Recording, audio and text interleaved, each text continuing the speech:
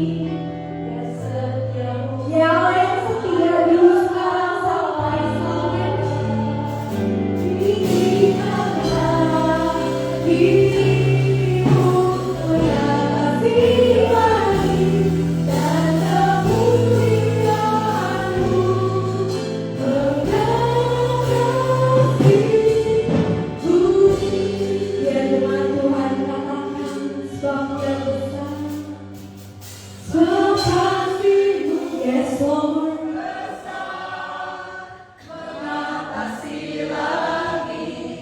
Tuhan, ini pengakuan iman kami.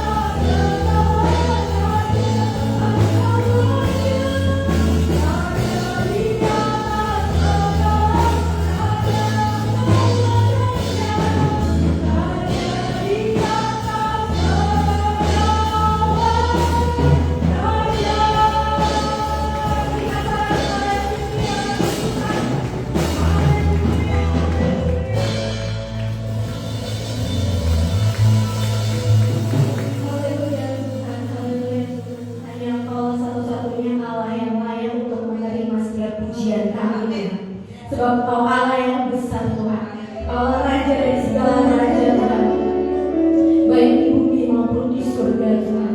Pagi hari ini Tuhan kami mau lebih dahsyat lagi bernyanyi menari untuk-Mu Tuhan. Sebab hanya ini Tuhan satu-satunya hal Tuhan yang dapat kami berikan Tuhan untuk membalas segala kebaikan-Mu dalam hidup kami Tuhan. Kami yakin dan percaya saat kami menaikkan setiap pujian penyembahan kami, Kau bertahta Tuhan di atas pujian kami Tuhan. Kami yang sakit akan Kau sembuhkan Tuhan. Kami yang terbeban berat akan Kau berikan kelegaan Tuhan. Kami yang terikat akan Kau bebaskan Tuhan. Sebab Kau Allah yang perkasa Tuhan.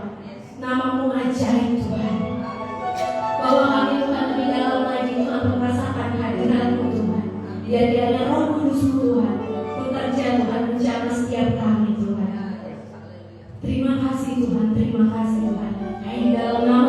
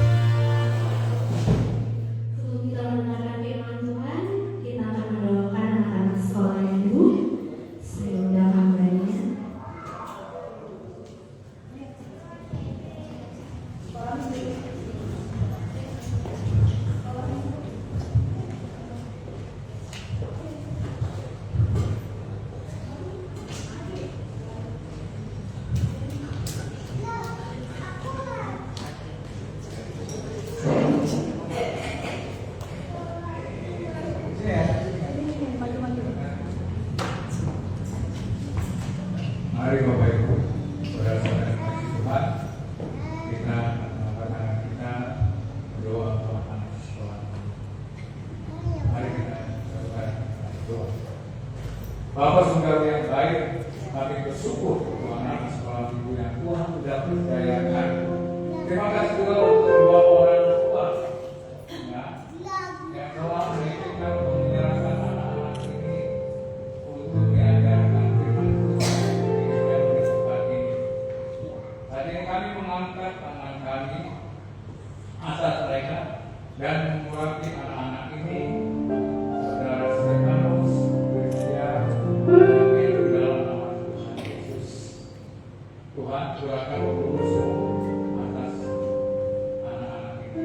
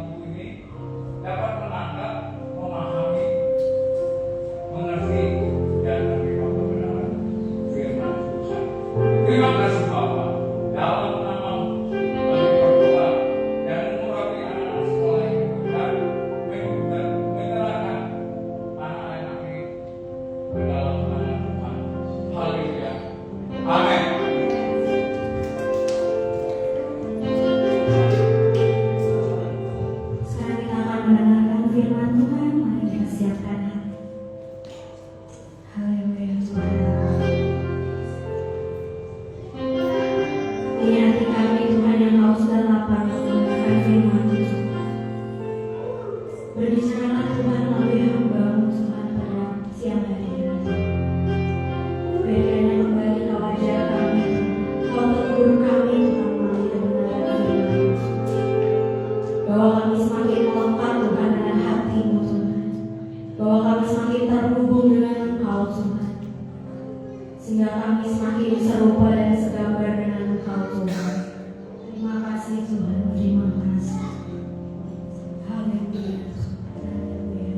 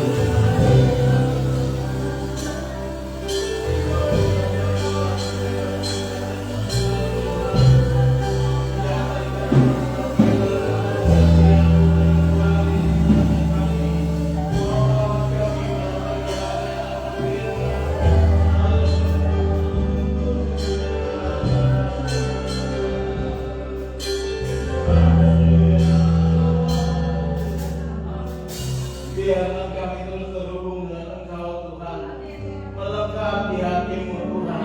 Karena kalau kami tidak melekat padamu, kami tidak dapat berbuat apa-apa. Karena di luar Engkau kami tidak dapat berbuat apa-apa. Itulah firman-Mu Tuhan. Dan pada pagi hari ini kami bersyukur, kami telah memuji Engkau, menyembah Engkau, dan juga menyapa Engkau dengan puji-pujian dan doa-doa kami. Saat ini adalah saat Tuhan, Engkau menyapa kami dengan kebenaran firman-Mu Tuhan, dengan jelas dan tegas, sehingga kami tahu apa yang harus kami perbuat di dalam kehidupan kami. Sapalah kami dengan lemah lembut namun tegas ya Tuhan, sehingga kami mengerti kehendak Tuhan lagi apa yang harus kami lakukan dalam kehidupan kami sehari-hari. Kami buka hati kami, jadikan kami semua tawanan Roh Kudus. Tidak ada satupun daripada kami yang pikirannya mengembara keluar dari ruangan ini bahkan ke tempat-tempat lain. Hanya suara Tuhan yang boleh terdengar pada saat ini Tuhan. Karena itu kami siapkan hati kami, telinga jasmani bahkan rohani kami di dalam tangan-Mu. Kami siap ditaburi firman Tuhan. Hanya di dalam nama Yesus firman yang hidup kami berdoa dan mengucap syukur. Semua yang siap diberkati katakan amin. Iya, silakan duduk. Puji Tuhan. Ya, Bapak Ibu masih ingat tema tahunan kita? Siapa yang tahu tema tahunan?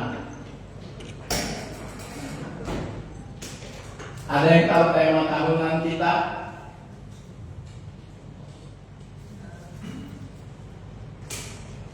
Ini selalu saya singgung. Setiap saya memulai pasti saya singgung. Hidup yang berkenan kepada Allah ini tidak otomatis terjadi demikian. Ada hal-hal yang harus kita lakukan dan itulah yang terdapat dalam tema mingguan kita. Ya, luar biasa sebetulnya sinode mengadakan ini. Kita dengarkan bagaimana khotbah mingguan kita itu menuju kepada hidup yang berkenan kepada Allah. Untuk hidup berkenan kepada Allah, kita dengar khotbahnya Pak Adrian mungkin tentang bagaimana menggunakan lidah. Ya, khotbahnya Ibu Yohana bagaimana mengatur keuangan sehingga tidak berhutang dan lain sebagainya. Semua khotbah kita menuju ke sini. Ya, dan hari ini kita dipercayakan untuk membahas tema apa? Rohani yang berbuah. Kalau rohani kita tidak berbuah, hidup berkenan kepada Tuhan ya? Tidak. Ya. Untuk apa itu buah? Dan kenapa rohani itu harus berbuah? Ada firman Tuhan yang mengatakan demikian. Ya. Nanti saya mundur ya. Ini. Dari buahnya lah apa? Kamu akan mengenal mereka. Ini untuk mengidentifikasi apakah pengajaran itu sesat atau tidak. Ya. Kamu lihat buahnya, kata firman Tuhan itu. Itu tandanya, ya. Itu tandanya. Dari buahnya lah kamu akan mengenal mereka, mengenal pohonnya. Dapatkah orang memetik buah anggur dari semak duri atau buah ara dari rumput? Demikian setiap orang yang menghasilkan buah yang baik, sedang pohon yang tidak baik menghasilkan buah yang tidak baik. Ya Bapak Ibu, boleh saya tanya, ya, ini mana buahnya yang benar? Hah? Kenapa enggak ini? Ini kan enak, siapa yang suka ini? Ya, tapi ini bohong semua. Ya, ini bohong karena tidak pada tempatnya. Dari mana kita mengetahui ini pohon kelapa? Dari buahnya. Ya, tidak mungkin seperti ini. Ya, pohon pisang berbuah kelapa. Ini juga. Ya. Seperti itu, ya. Jadi dunia sedang menantikan kita mana buahnya dong. Kenapa Bapak Ibu? Tema gereja kita apa? Iya, kita tidak berdampak apa-apa kalau tidak berbuah. Orang hanya mau bilang prank, tahu? Itu istilahnya orang Jawa Timur sebetulnya. Ngomong doang, prank. Ya. Dan kita dipercayakan pada hari ini saya dipercayakan untuk membawakan firman Tuhan ini, rohani yang berbuah. Kolose 1 ayat 17 sampai 23. Ia ada, kita baca bergantian ya, saya ayat ganti Bapak Ibu jenak. Ia ada lebih dahulu daripada segala sesuatu, dan segala sesuatu ada di dalam Dia. Silakan. Ialah kepala tubuh, yaitu jemaat. Ialah yang sungguh, yang pertama bangkit dari antara orang mati, sehingga Dia yang lebih utama dalam segala sesuatu. Karena seluruh kepenuhan Allah berkenan diam di dalam Dia. Dan oleh Dia yang memperdamaikan segala sesuatu dengan dirinya, baik yang ada di bumi maupun yang ada di surga, sesudah yang mengadakan perdamaian oleh darah salib Kristus. Juga kamu dahulu hidup jauh dari Allah dan yang memusuhinya dalam hati dan pikiran seperti yang nyata dari perbuatanmu yang jahat. Sekarang diperdamaikan di dalam tubuh jasmani Kristus oleh kematiannya, untuk menempatkan kamu kudus dan kamu telah dalam derajat di hadapannya. Sebab itu kamu harus bertekun dalam iman, tetap teguh dan tidak tergoncang dan jangan mau digeser dari pengharapan Injil yang telah kamu dengar dan telah kamu kabarkan di seluruh alam di bawah langit, dan yang aku ini Paulus telah menjadi pelayannya. Dan hilang ya bagian akhir. Iya. Kita akan lihat bagian firman Tuhan ini. Begitu pentingnya buahnya ketika kita menyatakan kita orang rohani. Ya. Ya. Ini firman Tuhan dikatakan Paulus kepada jemaat yang mengalami perpecahan di Korintus. Ada dari golongan Apolos, golongan Paulus, dan sampai kepada golongan Kristus. Dia bilang begini, dan aku saudara pada waktu itu tidak dapat berbicara dengan kamu seperti dengan manusia rohani, ya. Tetapi hanya dengan manusia apa? Manusia duniawi dalam Kristus. Susulah, ya. Jadi masih terlalu bayi rohani, ya. Susulah yang diberikan kepadamu karena makanan sesat keras, sebab kamu belum dapat menerimanya, dan sekarang kamu belum dapat menerimanya karena kamu masih manusia apa? Dunia, belum rohani, ya. Jika di antara kamu ada iri hati dan perselisihan, bukankah hal itu menunjukkan bahwa kamu manusia dunia, bahwa kamu hidup secara dunia, ya. Ini teguran Paulus kepada jemaat di Korintus, karena ada perpecahan di sana. Kamu masih duniawi, kamu bisa disebut manusia rohani. Karena kalau manusia rohani apa? Ada buahnya apa? Ini buahnya, Galatia 5. Ini yang dikehendaki oleh Sinode, kita belajar bersama-sama. Apa saja buahnya itu yang warna-warni. Dikatakan 1, 2, 9 rasa. Ya. Paling tidak kita lihat kalau orang dalam perpecahan tidak ada kedamaian, ya. Pasti tidak ada sukacita juga, kasih apalagi. Nah, itu memang sudah rohani yang tidak berbuat sama sekali, ya. Karena itu kita mau belajar pada saat ini. Mari kita baca apa buah-buah roh, 1, 2, 3. Tetapi buah-buah roh ialah kasih, sukacita, damai sejahtera, kesabaran, kemudahan, kebaikan, kesetiaan, kelembutan, penguasaan diri. Tidak ada hukum yang menentang hal itu. tidak ada hukum Islam, hukum Buddha, hukum apa saja, tidak ada yang menentang. Bapak Ibu, kalau saya datang ke masjid, saya bahasa roh, jangankan di masjid, di gereja saja saya ada yang nentang. Tapi kalau kita dengan kasih, ada yang menang? Tidak. Saya sering kali tidur di masjid.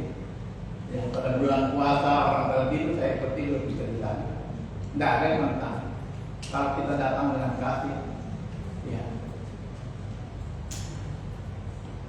Itu sebabnya mari kita lihat siapa manusia rohani. Kita mau belajar dari teks kita. Adalah orang-orang yang sudah mengalami kuasa Kristus dalam kehidupannya. Pertama, ada di dalam Kristus. Ini yang sering Pak Douglas singgung. Apa artinya Kristen? Apa Pak Douglas? Yang hidupnya dalam Kristus, yang menghidupi Kristus di dalam diri. Iya. Jadi orang yang di dalam Kristus, Kristen, ya. Itulah namanya Kristen. Ayat yang ke-17. Ya. Ini yang paling utama di dalam Kristus. Inilah yang dimaksud oleh kitab Yohanes 15, melekat pada pohon itu. Melekat. Kalau tidak melekat nanti kayak pohon natal. Ada buahnya, tapi siapa berani makan buah pohon natal? Ya, walaupun indah, mengkilat, warna-warni, gak ada enaknya. Ya. Dan kapan saja dia bisa dipasang. Itu buah pohon natal. Karena orang tidak melekat dia, ya bisa bongkar pasang. Tapi orang yang hidup di dalam Kristus. Karena ini firman Tuhan tadi jelas sekali. Di luar aku, ya Yohanes pasal 15 ayat yang ke-7. Ya. Barang siapa di dalam aku dan firman di dalam dia, mintalah apa saja. Sedangkan ayat yang ke-5 mengatakan di luar aku kamu tidak dapat berbuat apa-apa. Apa saja kamu tidak dapat berbuat. Lalu yang kedua, siapa manusia rohani?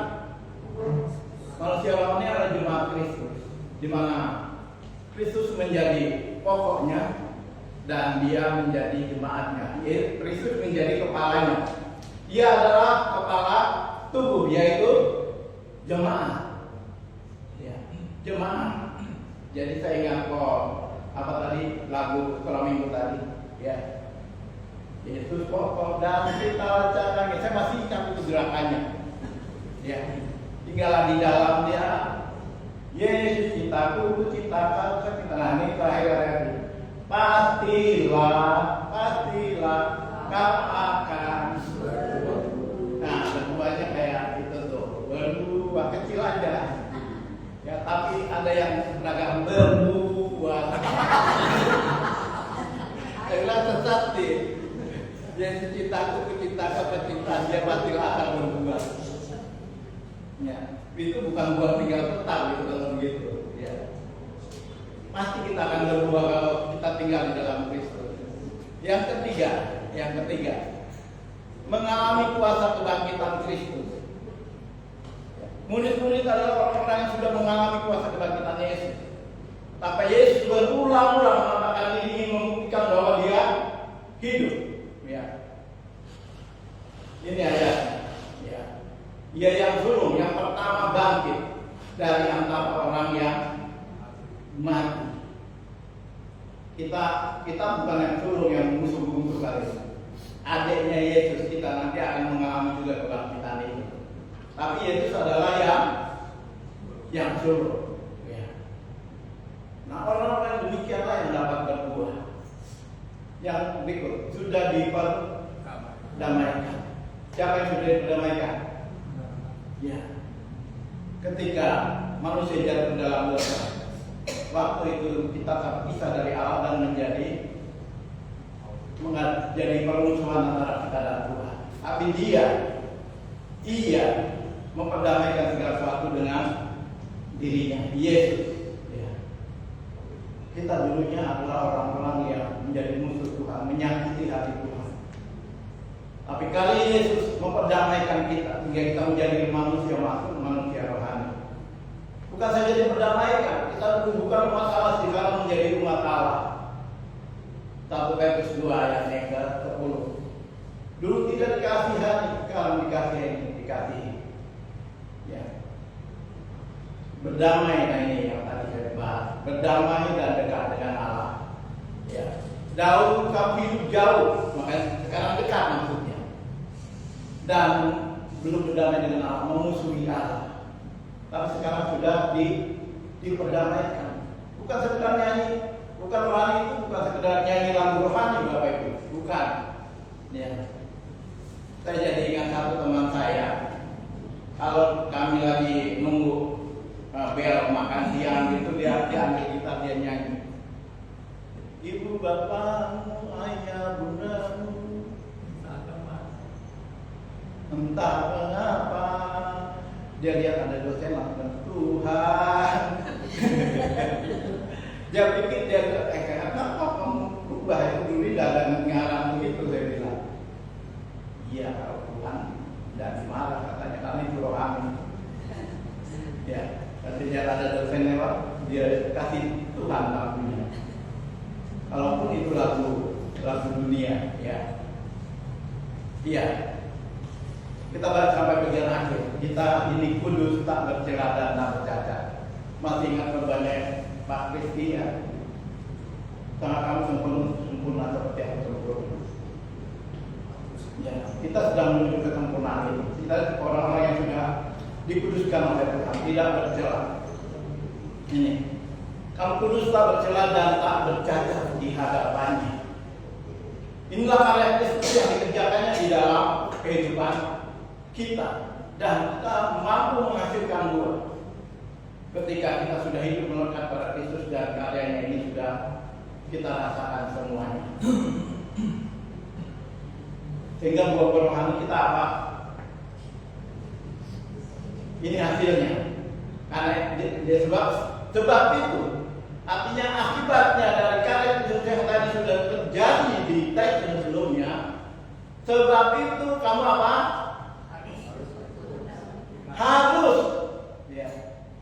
Harus bertekun dalam iman. Ya. Bertekun dalam iman ini dalam hubungan biasanya dengan ada banyak tantangan, pergumulan, Bapak Ibu. Ya. Ketika Ayub setan jalan-jalan, iblis tanya kepada dia, apakah engkau lihat hambaku Ayub? Ya. Lalu setan bilang, iya lihat. Ya, dia bisa bertahan karena engkau memagari dia. Lalu bertaruhlah Allah dan setan. Coba engkau biarkan dia, aku kerjain dia, pasti dia menyangkal engkau. Ya, ayo silakan kata Tuhan. Hanya sayangkan nyawanya. Lalu Ayub dikerjai. Ya. Memang tujuan iblis begitu. Dia coba munculkan teks. Ya. Roma 8 ayat 35. Roma 8 ayat 35 kita harus tahu tujuan iblis dalam kehidupan kita. Ketika kesukaran datang, pergumulan datang dalam kehidupan kita, ada tujuan iblis. Apa saja pergumulan kita? Ya, nah ini. Siapakah? Bukan tanya apakah, tapi dia menanyakan pribadi. Siapakah yang akan memisahkan kita dari kasih Kristus? Pertama apa? Penindasan. Lalu kesesakan, penganiayaan, kelaparan, ketelanjangan, bahaya atau pedang.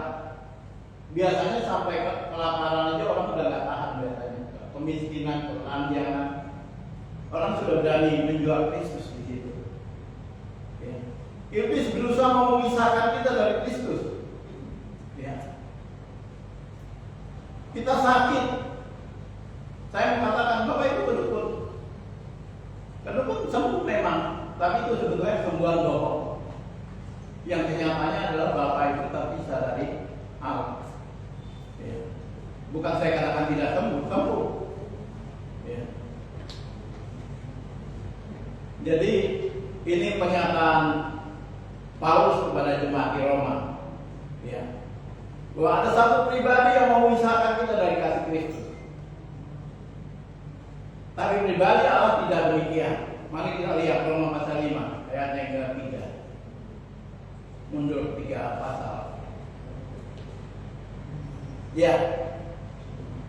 Ini tujuan Tuhan. Tadi tujuan iblis, ya. Sekarang tujuan Tuhan apa dengan pergumulan kita? Dan bukan hanya itu saja, kita malah bermegah juga dalam kesengsaraan kita, karena kita tahu bahwa kesengsaraan itu menimbulkan ketekunan itulah hubungan dengan firman Tuhan tadi. Oleh sebab itu kamu masuk dalam, kamu harus tekun, ya.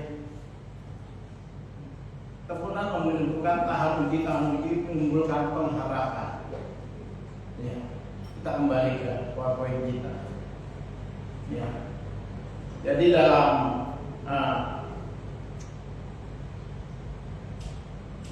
ini kamu harus bertekun. Ingat tadi tujuan Tuhan, kita masuk dalam ketekunan. Ya. Dulu gereja tidak ada tantangan, Bapak Ibu. Baru waktu ada tantangan peristiwa Situbondo, Tasikmalaya, itu baru ada namanya berdiri forum komunikasi di Surabaya. Saya pas di Surabaya peristiwa Situbondo itu muncul forum itu, bertekun gereja, bersatu gereja, dan itu tujuan Tuhan memang. Ya. Itu memang tujuan Tuhan ketika kesulitan datang kita bertekun. Ya. Dan itu memang sifatnya domba. Ya. Domba itu tidak ada alat bela dirinya, Bapak Ibu. Dia tidak punya tanduk. Domba beda dengan kambing. Jadi kalau ada tantangan ngapain dia? Dia pertemukan kepalanya. Yang ada di luar bokongnya, dan serigala nggak doyan bokong. Ya. Dia tunggu ada yang keluar dari kumpulan itu, nah itu dia kejar, dia patahkan leher. Itulah serigala. Ya. Yang keluar dari komunitas itu. Ya. Sehingga ketekunan iman ini harus kita lakukan. Sebab itu kamu harus bertekun dalam iman ketika kesulitan datang. Ya, kita ngomong pasal yang ke-8 tadi ayat ke-31. Pertama, yakin Allah memihak kita. Ya. Jika Allah di pihak kita, siapa lawan kita? Ada? Saya nggak ada. Sonde ada. Bukan enter. Ya, terada. Atau apalagi bahasa sininya. Ya. Langhadong. Tidak ada, ya. Tidak ada kalau Tuhan pihak kita. Amerika jadi pihak kita sudah dari lawan Tuhan. Ya. Yang kedua, yakin akan kasih Allah. Ayat yang ke-32, pasal 8. Kalau Yesus saja diberikan kepada kita, masa yang lain yakin? Sembah enggak. Yesus itu paling dikasih Tuhan, dan dia berikan bagi kita, masih bagi kita. Masa kebutuhan yang lain dia Yesus enggak kasih, Tuhan enggak kasih. Jadi itu yang sering saya bagikan pada kita. Kenapa kita bertekun? Karena kita yakin akan penyertaan Tuhan tadi. Ayat 31. Ayat 32 yakin akan kasihnya. Kalau Yesus saja diberikan pada kita, masa yang lain enggak. Itu bahasa bebasnya. Baru yakin akan pembelaan Allah. Ya. Roma pasal 8 tadi ayat 34. Itu pengakuan iman kita. Dia naik surga, duduk sebelah kanan Allah, menjadi apa? Pembela bagi kita. Itu yang Tuhan Yesus kerjakan pada saat ini. Ya, dia duduk sebelah kanan Allah, bukan orang-orang kaki, dia jadi pembela. Ketika Paulus menganiaya jemaat, dia datang dan menampakkan diri kepada Paulus. Dia bilang sama Paulus, mengapa engkau menganiaya aku? Dia tak pernah dianiaya Paulus, tapi dia merasakan apa yang jemaatnya rasakan, dan yakin akan kemenangan Allah. Iya, kita kembali ke PowerPoint kita.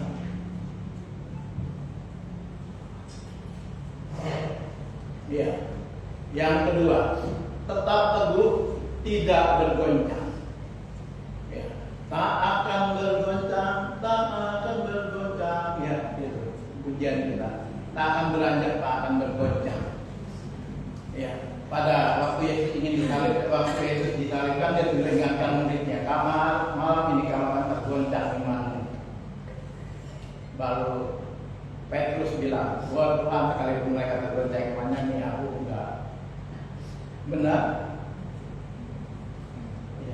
Dia 3 kali menyangkal, baru ayam berkokok. dia tergoncang. Kita tetap teguh, tidak boleh tergoncang iman kita. Kenapa Musa nggak masuk tanah perjanjian, Bapak Ibu? Ya, karena tidak cukup teguh dia. Karena itu waktu Yosua diangkat menggantikan Musa, firman Tuhan jelas sekali pada si Yosua, kuatkan imanmu dan teguhkanlah.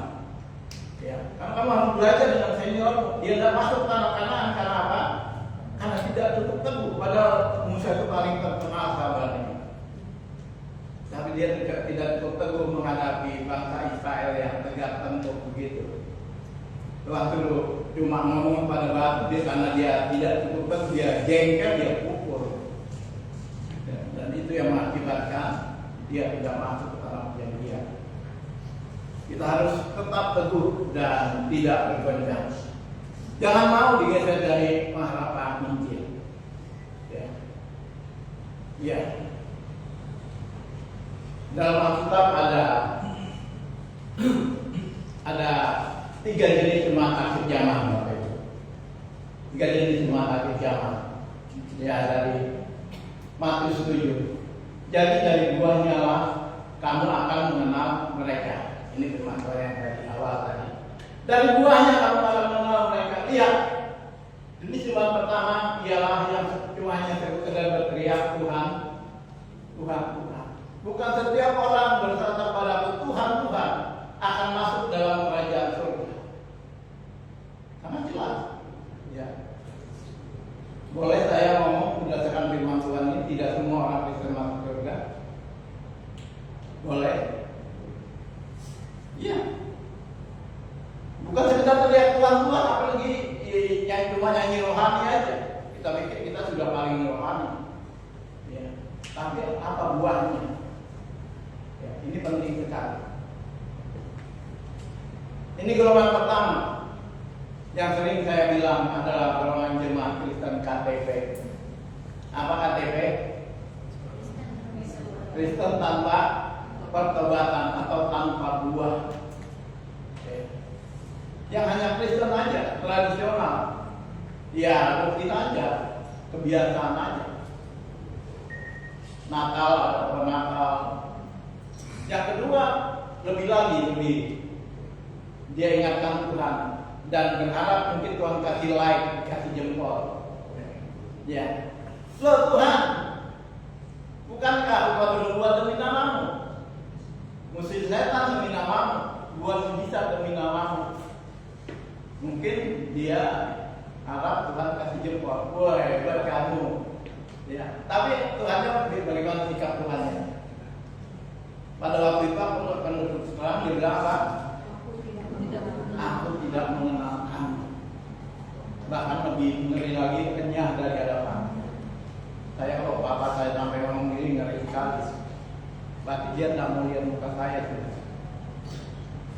Begitu jahatnya jenis jemaat ini. Jenis jemaat ini yang sering saya bilang jemaat yang mengejar karunia tanpa buah. Ya. Kenal Allah, tapi Allah tidak mengenal dia. So kenal, so dekat. Dan jemaat yang ketiga bagaimana? Ini jemaat yang apa? Yang melakukan kehendak Bapakku di surga. Jemaat yang melakukan kehendak Bapa. Ya, ya itu sesuai dengan kehendaknya tema tahunan kita tadi. Ya, sesuai dengan kehendaknya. Dan bagian terakhir saya mau kasih hadiah untuk Oma yang ulang tahun. Hadiahnya firman Tuhan. Iya. Mazmur 91. Boleh yang tulisan merah diganti ke nama Om. Ya. Hah? Iya, mantap juga. Iya, nanti bisa diganti namanya juga. Sungguh hatinya, mata hatinya Oma melekat kepadaku, maka aku akan mengumpulkan Oma. Aku akan membentengi Oma, sebab Oma mengenal namaku. Bila Ia bersuruh kepadaku, aku akan menjawab, aku akan menyertai Roma dalam kesesakan, aku akan meluputkan Roma dan memuliakan Roma. Dengan panjang umur akan kukenyangkan Roma dan akan kuperlihatkan kepada Roma keselamatan daripadaku. Ini firman Tuhan.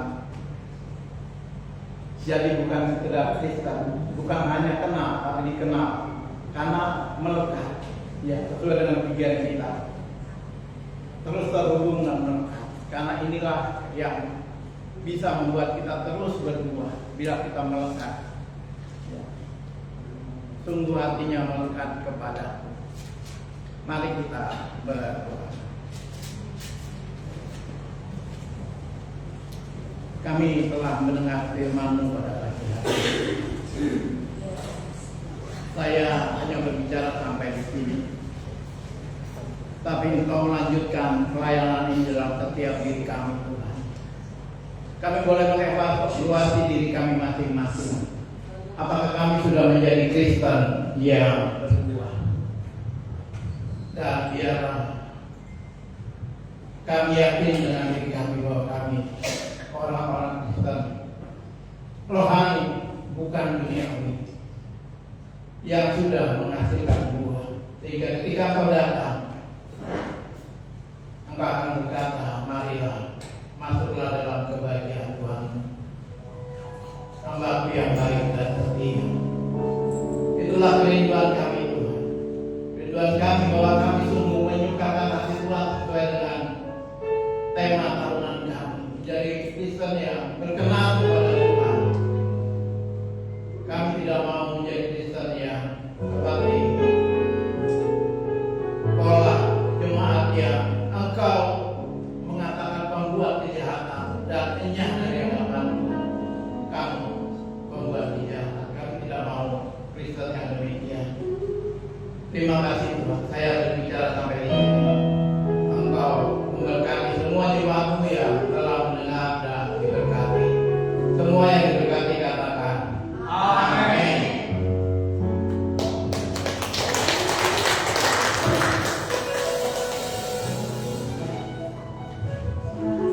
Terima kasih untuk kabarnya, Bapak Pendeta Raffes Mandiangan, untuk firman yang luar biasa. Tuhan Yesus memberkati. Sekarang kita akan memberikan persembahan. Mari kita silakan yang terbaik, kita bersatu dalam doa. Bapa kami yang di surga, terima kasih untuk firman Tuhan pada siang hari ini Tuhan. Biar kiranya Tuhan kami semakin diingatkan untuk semakin mengutamakan Engkau Tuhan. Biar kiranya Tuhan kami semakin terhubung dengan Engkau Tuhan. Semoga kami akan memberikan persembahan kami Tuhan. Biar kiranya Engkau berkati persembahan kami ini Tuhan, sehingga bisa menjadi alat untuk memperkuat kerajaan di tempat ini Tuhan.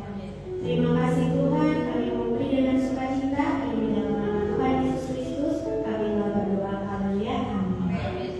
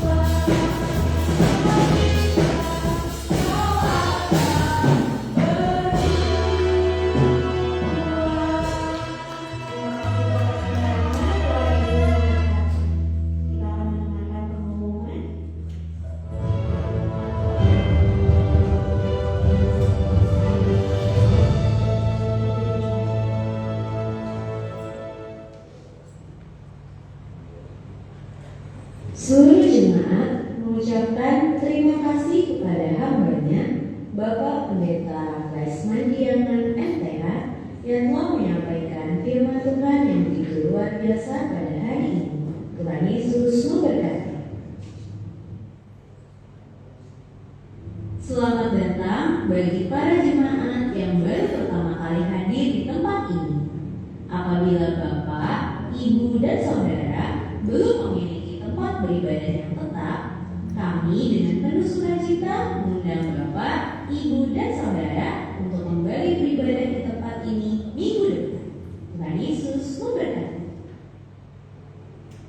Bagi jemaat yang rindu untuk memberikan persembahan diakonia atau perpuluhan, dapat mentransfer ke nomor rekening yang tersedia, atau dapat juga memasukkan ke dalam amplop yang sudah tersedia.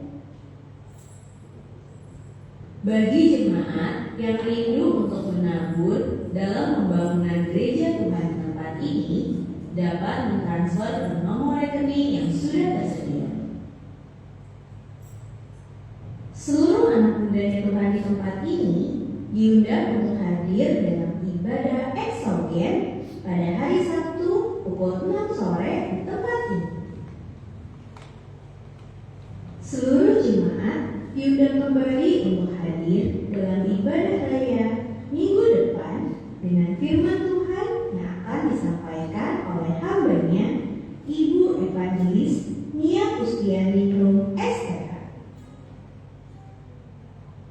Demikian News EAC pada hari ini. Selamat hari Minggu. Tuhan Yesus memberkati.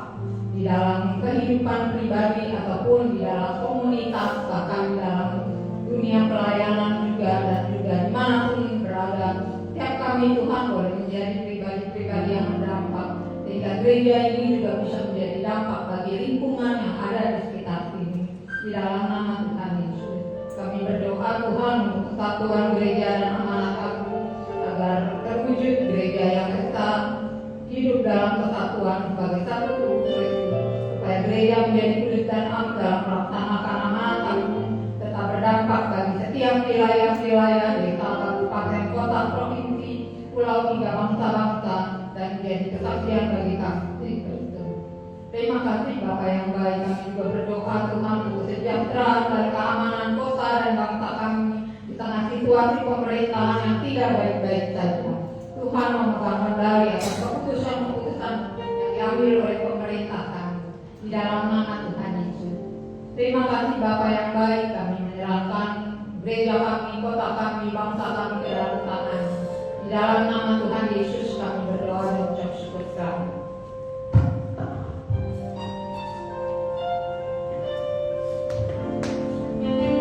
Mari Bapak Ibu saudara-saudara kita sekalian, tidak akan mengakhiri ibadah kita pada pagi hari ini. Untuk angkatlah kedua tanganmu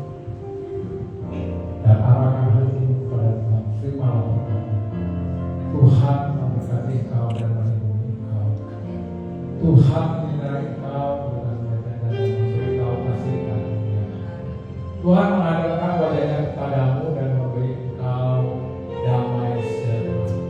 Pulanglah dengan selamat dan bawa damai Kristus menjadi kesaksian dimanapun saudara berada. Kasih Allah Bapa, kita kasih Tuhan kita Yesus Kristus, persekutuan Roh Kudus menyertai saudara hari sampai Maranatha, sampai Tuhan itu datang kali kedua di awan-awan permai. Hari kita yang percaya sama katakan amin.